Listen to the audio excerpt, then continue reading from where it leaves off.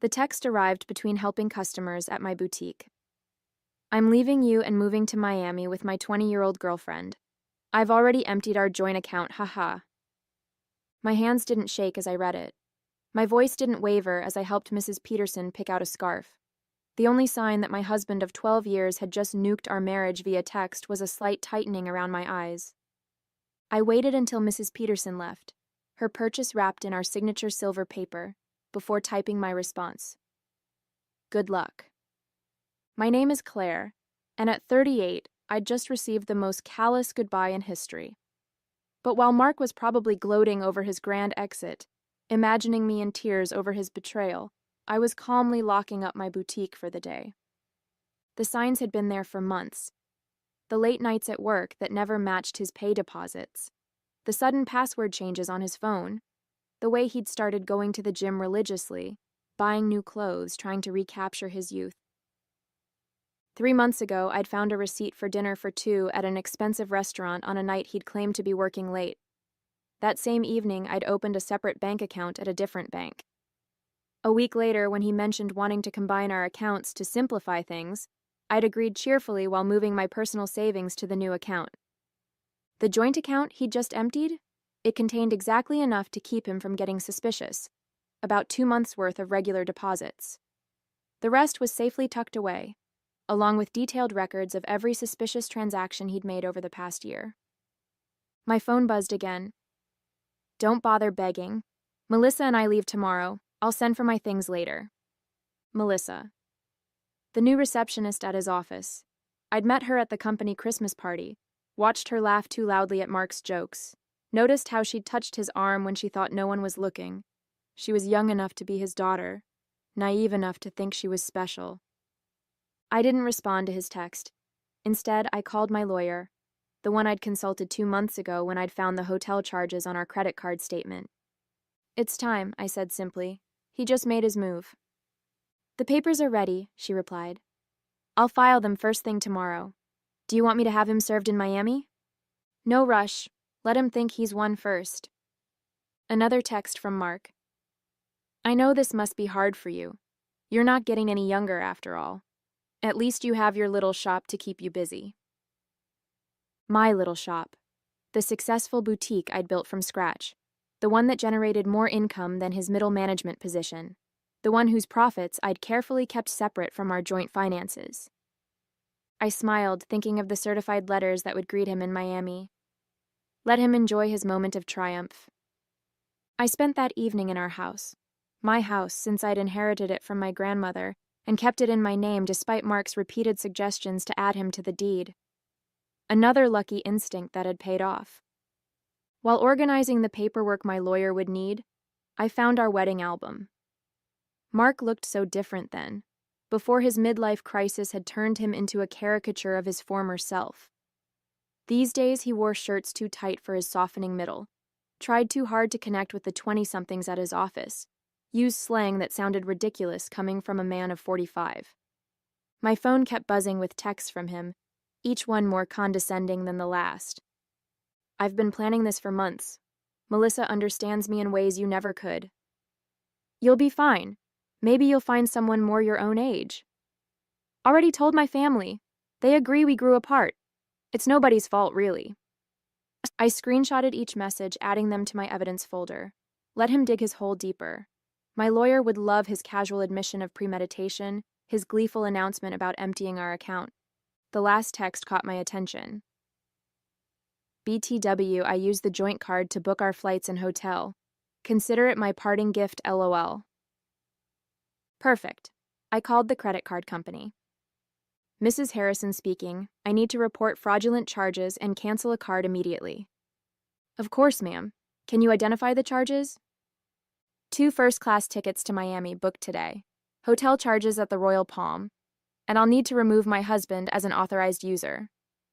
Do you have documentation of the fraud? Text messages from my husband admitting he used our joint card to book travel with his girlfriend after emptying our bank account.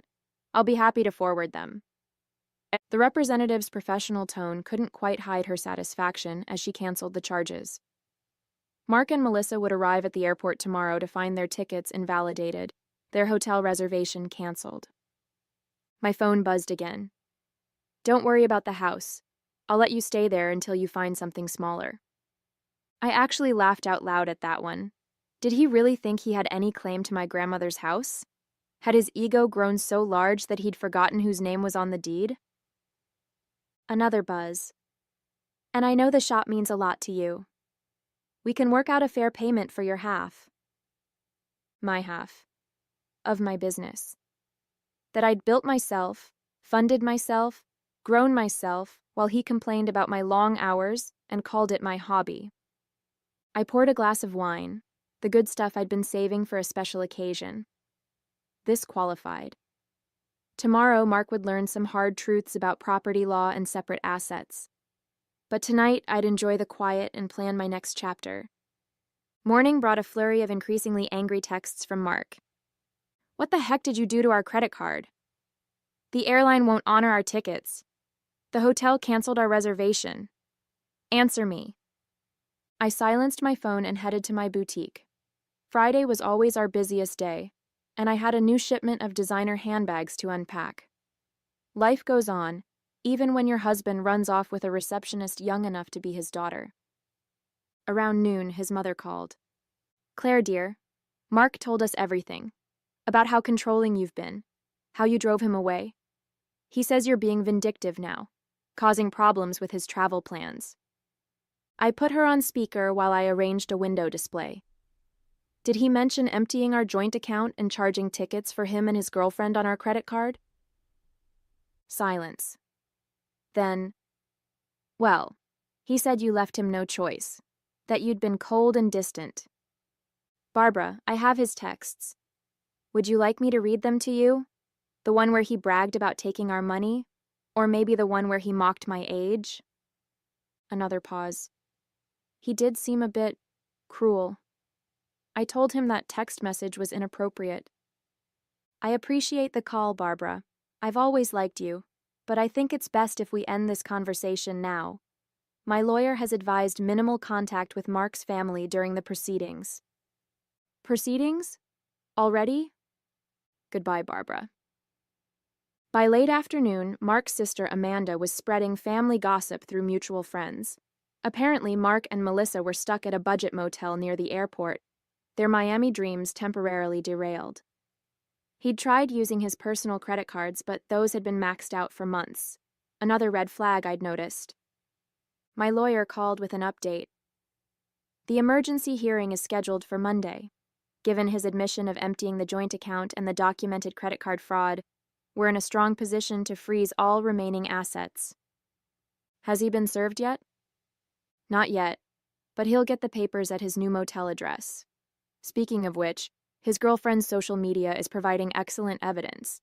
She's been posting about their adventure all day, including some choice comments about you. I smiled, thinking of my own documentation. A year's worth of suspicious charges, hotel receipts, text messages that proved premeditation. Mark had been so focused on his grand escape that he'd never considered I might be watching, waiting, preparing. My phone buzzed with another text. You think you're so smart. But I made copies of all the boutique's financial records. Half that business is mine. I forwarded the text to my lawyer, adding it to the growing file of Mark's mistakes. Let him learn the hard way about separate assets and business ownership. Sometimes the best revenge is simply being prepared. The emergency hearing on Monday was everything I could have hoped for. Mark showed up in his new young wardrobe, designer jeans too tight for his age, a blazer that screamed midlife crisis. Melissa waited outside, her youth painfully obvious under the harsh courthouse lighting. My lawyer presented our evidence methodically. Mark's gleeful text about emptying our account, his credit card fraud, his documented history of hidden expenses. Each piece carefully collected over months of quiet observation.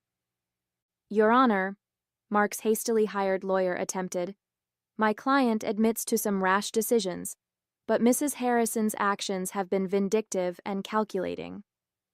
Calculating? My lawyer countered. You mean prudent? My client protected her separate assets and maintained detailed records of her husband's suspicious behavior. That's not vindictive. That's smart business. The judge reviewed my documentation. The separate property deed to the house, the boutique's incorporation papers in my name only, the careful separation of business and personal finances that Mark had always complained about. Mr. Harrison, the judge addressed Mark directly, you admitted via text message to deliberately emptying a joint account and using shared credit cards to fund a trip with your girlfriend. Do you deny this? Mark shifted uncomfortably. I was just trying to make a clean break. By committing financial fraud? The judge raised an eyebrow. And now you're claiming rights to property that documentation shows is clearly separate from marital assets? The business grew during our marriage. Mark's lawyer tried again. My client is entitled to... The business was established before the marriage, my lawyer interrupted, and Mrs. Harrison maintained strict separation of business and personal finances throughout. We have documentation of every penny invested and earned. I watched Mark's face as reality started sinking in. He'd thought this would be easy. Empty our accounts, run off with his girlfriend, maybe claim half my business in the divorce. He'd never bothered to understand my insistence on keeping things separate, had mocked my careful bookkeeping as obsessive. The court finds sufficient evidence of financial misconduct, the judge announced. All shared assets are frozen pending final dissolution. Mr. Harrison is ordered to return any funds removed from joint accounts within 24 hours. But that money's gone, Mark protested. We spent it on... Then I suggest you find a way to replace it, the judge cut him off. And Mr. Harrison, the court takes a very dim view of using shared credit cards to fund adventures with paramours. Outside the courthouse, I heard Melissa asking Mark about their Miami plans. His response was lost in the sound of my heels clicking confidently across the marble floor, heading back to the business he'd never understood or respected. The next few weeks brought a string of increasingly desperate moves from Mark. He tried claiming the boutique had been his idea. He remembered investing money in its early days. He even suggested he'd been my business partner all along, claims quickly disproven by my meticulous records. He's getting desperate, my lawyer observed. His girlfriend's social media shows they're staying at her studio apartment now. Apparently, living on a receptionist's salary isn't quite the glamorous escape he imagined. Mark's family started reaching out, their tone markedly different from their initial accusations. We had no idea, his sister Amanda admitted. He told us you'd been cold, controlling, that he needed to escape. But then we saw his texts, the way he bragged about taking your money. That's not the brother I thought I knew. His mother called again, this time in tears. The things he said about your age, about replacing you with someone younger, I raised him better than that. I thought I did anyway. I let their calls go to voicemail. Their support might have meant something weeks ago, but now it felt like rats deserting a sinking ship. The boutique thrived, ironically boosted by local gossip about my situation. Women started coming in specifically to show support, often leaving with far more than they'd planned to buy. My ex tried something similar, one customer confided while buying a designer handbag. Thought he'd take everything in the divorce. Men like that never expect us to be smarter than them. My phone still buzzed occasionally with texts from Mark, his tone swinging between anger and manipulation. You've ruined everything. I never meant to hurt you. You'll regret being so vindictive. Can't we work something out? That business would be nothing without my support. I forwarded each message to my lawyer without responding, let him dig his hole deeper. Through the grapevine, I heard Melissa was having second thoughts. Apparently, sharing her studio apartment with a middle-aged man who couldn't afford his own place wasn't the romantic adventure she'd imagined. The age gap that had seemed exciting during secret hotel meetings felt different in the harsh light of reality. She posted about toxic relationships and learning from mistakes yesterday, my lawyer mentioned during an update call, and removed her relationship status this morning. I almost felt sorry for Mark. Almost. But then I remembered his "ha-ha" after telling me he'd emptied our account. The casual cruelty of his comments about my age, the way he'd assumed I'd be helpless without him. Instead of pity, I felt something else. Pride. Pride in my foresight. in my quiet strength, in my ability to protect myself while he underestimated me. The final divorce hearing painted a very different picture from Mark's imagined triumph. Gone was his cocky attitude, replaced by barely concealed panic. Melissa was noticeably absent. She'd moved on to a coworker her own age, according to office gossip. Mark had shown up in his old clothes, the designer wardrobe apparently returned to help repay the joint account he'd emptied. His lawyer looked tired, probably from trying to find loopholes in my documented separation of assets. Your Honor, Mark's lawyer attempted one last time. Despite the separate property documentation, my client contributed to the growth of his wife's business through moral support and... Moral support? My lawyer interrupted. Like these text messages belittling Mrs. Harrison's business as a little shop? Or these social media posts calling it her hobby? The judge had clearly seen enough. The final settlement reflected my careful planning. I kept my house, my business, and my separate assets. Mark got his personal possessions and his car, which was worth less than he owed on it. You've destroyed me, he hissed as we left the courthouse. I'll have to move back in with my parents. No, Mark, you destroyed yourself. I just made sure you couldn't destroy me too.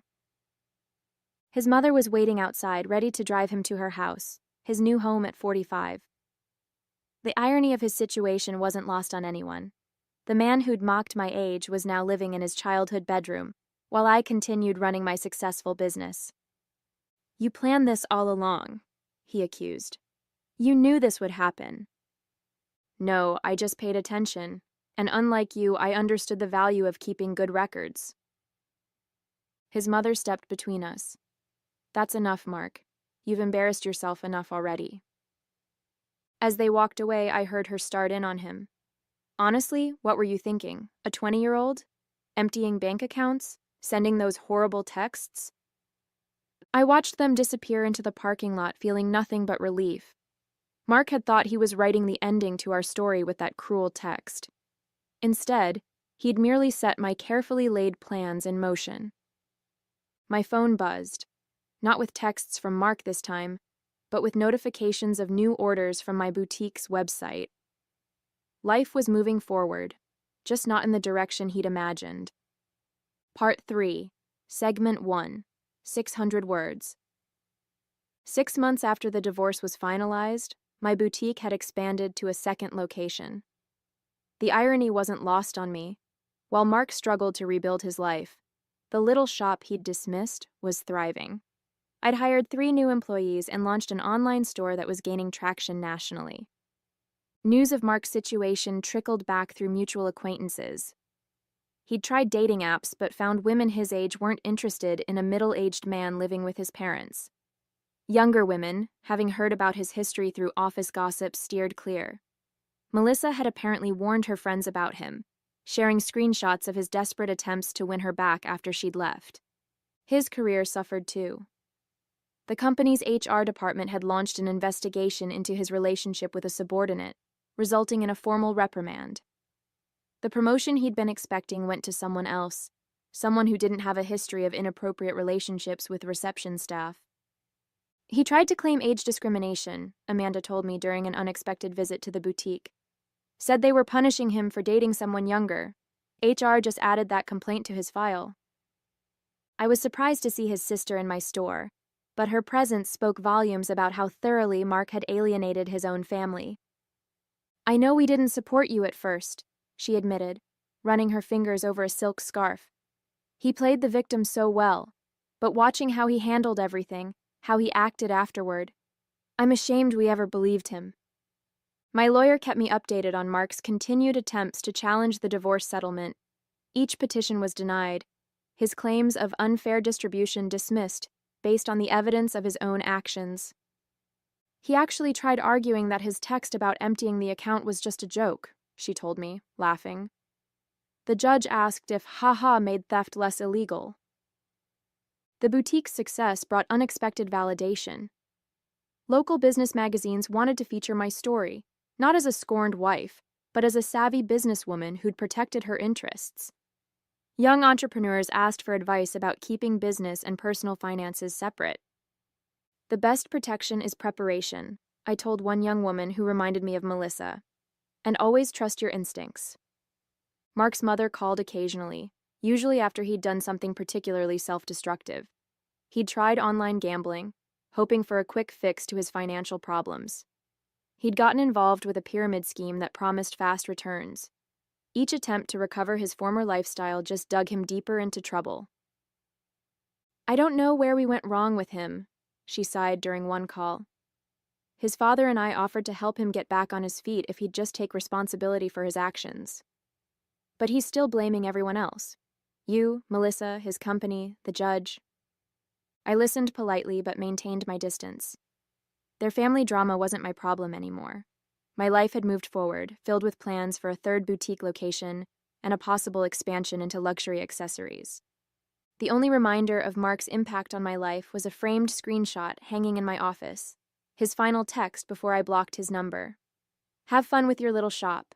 At least it'll keep you busy in your old age. Below it sat my latest business award, proof that sometimes the best revenge is simply succeeding on your own terms. 1 year after the divorce, I hosted a grand opening for my third boutique location. The event attracted local media, and the story they wanted to tell wasn't about my failed marriage. It was about a successful businesswoman expanding her brand. Mark's betrayal had become a mere footnote in my success story. During the event, Melissa unexpectedly walked in. She looked younger than ever, or maybe I just felt that much stronger. She shifted uncomfortably, clutching her purse like a shield. I owe you an apology, she said quietly. I believed everything he told me, about how you were cold, controlling, how you didn't support his dreams. Then I watched him try the same manipulation tactics on me when things got tough. I continued arranging a display of designer sunglasses. Those weren't his dreams, Melissa. They were escapes. There's a difference. I know that now. She paused, then added, He tried to move in when you froze the accounts. Thought my studio apartment would be temporary. After 2 weeks of him complaining about the size of my closet and suggesting I take out a loan for a bigger place, I understood what you meant about the difference between dreams and escapes. I actually laughed at that. Let me guess. He had big plans but no way to fund them? Exactly. Everything was going to work out once his investments paid off, once he got that promotion, once his cryptocurrency definitely increased in value. She shook her head. I'm dating someone my own age now. We have student loans and a small apartment, but at least we're building something real. After she left, my assistant manager whispered, Was that the girlfriend? No, I replied. That was just another woman who learned the same lesson I did. Speaking of lessons, I gestured to a young couple examining our designer handbags. Let's talk about your idea for expanding our accessories line. The boutique had become more than just a business. It was a symbol of independence, of resilience, of the power of preparation. Young entrepreneurs often sought my advice, and I always emphasized the importance of protecting their assets. Mark's mother called one last time, not to discuss Mark, but to thank me. You taught our family an important lesson, she said, about enabling bad behavior, about making excuses for cruelty. Mark's still living at home, still blaming everyone else for his problems. But we're not defending him anymore. That's your legacy to our family, showing us the difference between supporting someone and enabling them. I thought about that legacy as I reviewed plans for a fourth location. Mark had intended to diminish me, to trade me in for a younger model and take half of everything I'd built.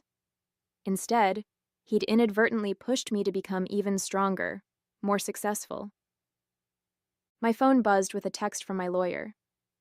Mark filed another petition to revisit the settlement. Judge dismissed it immediately and ordered him to pay court costs. Thought you'd enjoy that. I smiled, thinking of him in his childhood bedroom, still trying to rewrite an ending that had been determined the moment he underestimated me. Sometimes the best revenge isn't about getting even, it's about getting better. 2 years after Mark's cruel text message, I received an invitation to speak at a women's business conference. The topic wasn't divorce or betrayal. It was about building and protecting a successful business. My story had evolved from cautionary tale to inspiration. During the Q&A session, A woman asked about keeping business and personal finances separate. My husband says I'm being paranoid, that marriage means sharing everything. My ex-husband said the same thing, I replied, right up until he tried to claim half my business in our divorce. Trust your instincts. Protection isn't paranoia. The boutique chain had grown to 5 locations, each more successful than the last. The little shop Mark had mocked now employed 30 people and had been featured in several national magazines. Through mutual friends, I heard Mark had finally moved out of his parents' house, into a small apartment above a garage. He'd had to take a lower-paying job after his former company downsized, eliminating his position during restructuring. His dating profile still listed him as young at heart, though his profile photo was clearly outdated. Melissa, ironically, had become a regular customer at my original boutique location. She'd earned her business degree and started her own social media consulting company. "You inspired me," she told me once, showing how a woman can build something lasting instead of falling for empty promises. I kept Mark's cruel text message framed in my office, not as a reminder of pain, but as proof of how far I'd come. Below it hung a sign that read, "Success is the best revenge." At the 5-year anniversary celebration of my original boutique, I stood addressing my employees and loyal customers. The space had been transformed from a single little shop into the flagship store of a thriving business empire. Mark's mother attended, though I hadn't sent her an invitation.